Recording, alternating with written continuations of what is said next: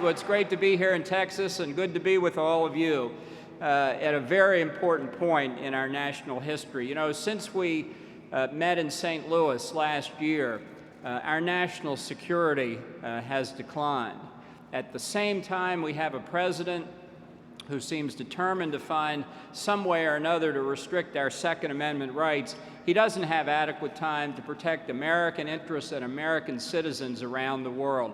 And I think these two phenomena are very closely related.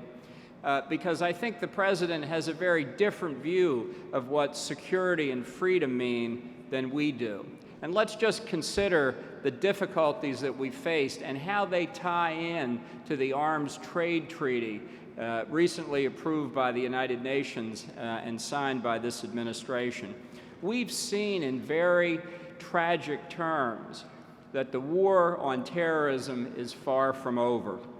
First, in Benghazi on September the 11th of last year, where American Ambassador Chris Stevens and 3 of his brave colleagues were gunned down by terrorists affiliated with Al-Qaeda.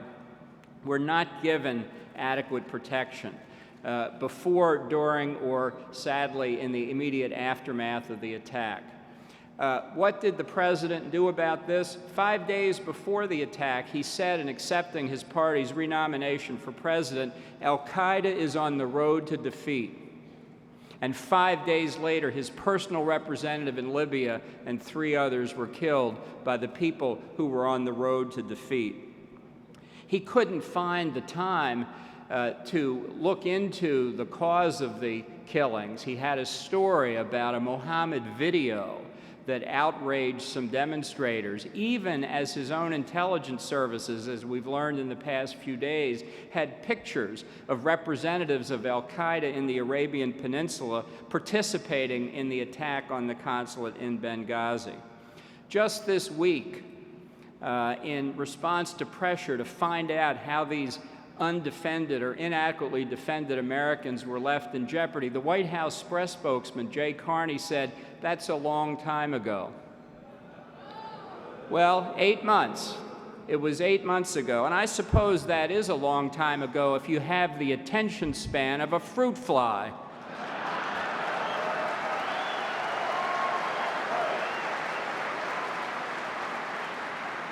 The second, September the 11th, was a tragedy. We're not going to leave it alone. We are going to find out the facts because Americans all around the world are in jeopardy.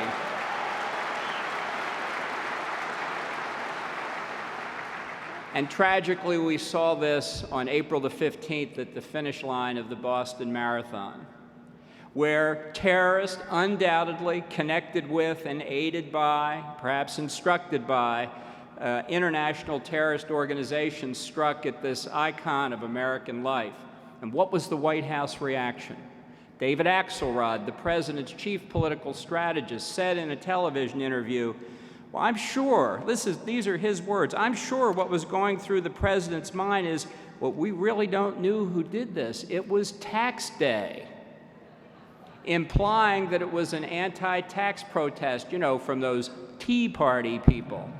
That was their first thought, that it was an American who did it,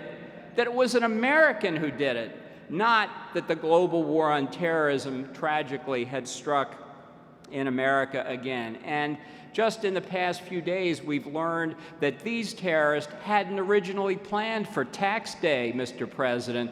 They were aiming for the 4th of July. That says everything you need to know about the motivations of these terrorists. And what it showed, I think, as the city of Boston and its suburbs were locked down as our law enforcement agencies searched for the terrorists, there were more people in the Boston area wishing they had a gun than in any other time in recent history.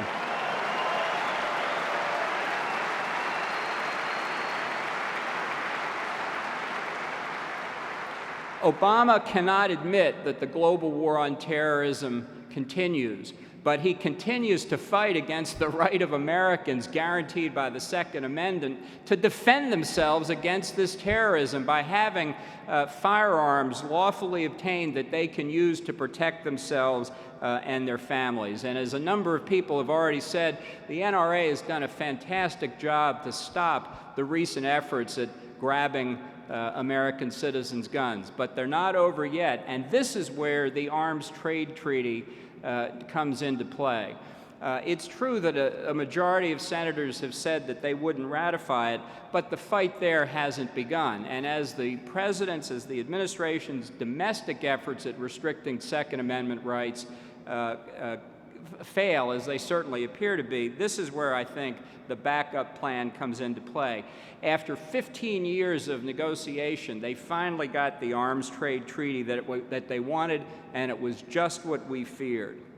We stood against this during 8 years in the Bush administration. One of my happiest moments serving in the State Department was to go to New York in 2001 and say we would oppose any arms trade treaty that violated the Second Amendment.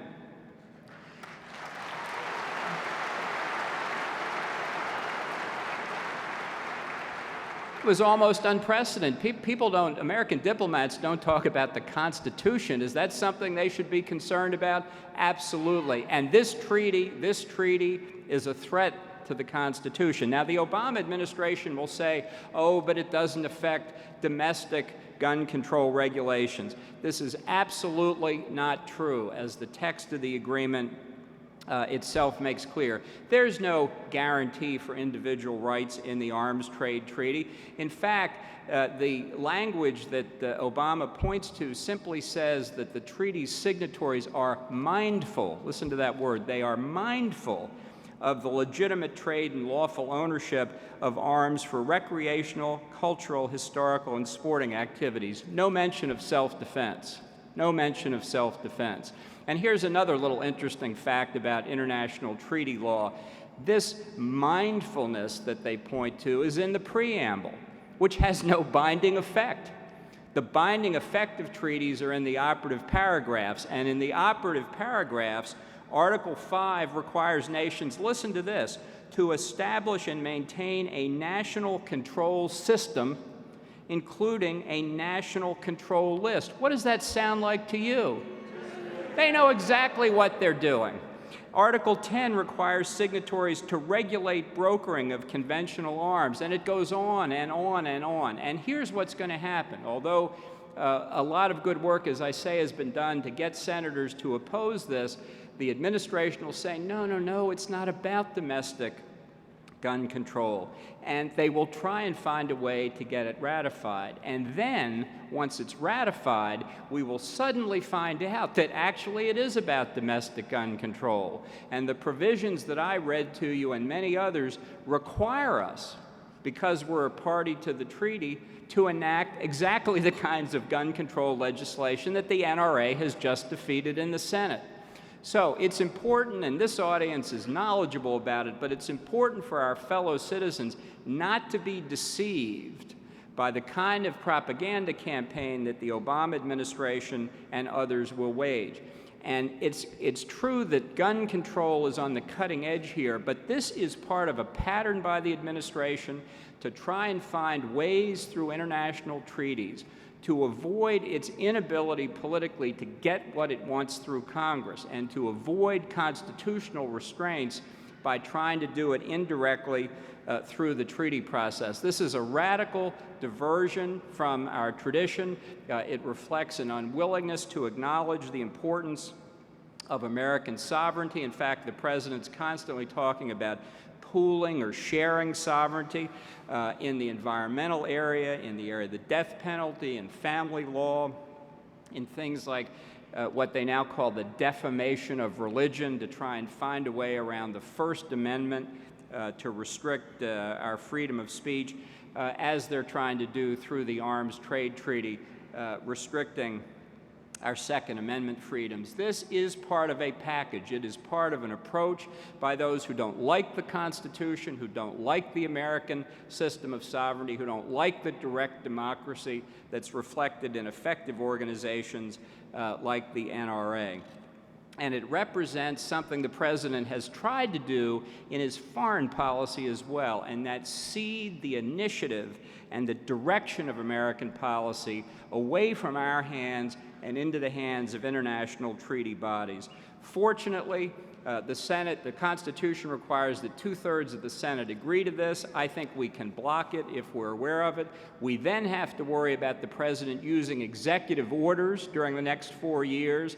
Having signed the treaty, he'll say, well, we can't do anything to defeat its purpose, and therefore I must do the following. This issue is far from over, domestically or through treaties. It's critical that we stand up and defend our freedoms against the fear of international terrorism. It's critical that we stand up for our Constitution and our sovereignty against overbearing international treaties. And let's be clear, if the administration in Washington won't protect us, the American people will protect ourselves. Thank you very much.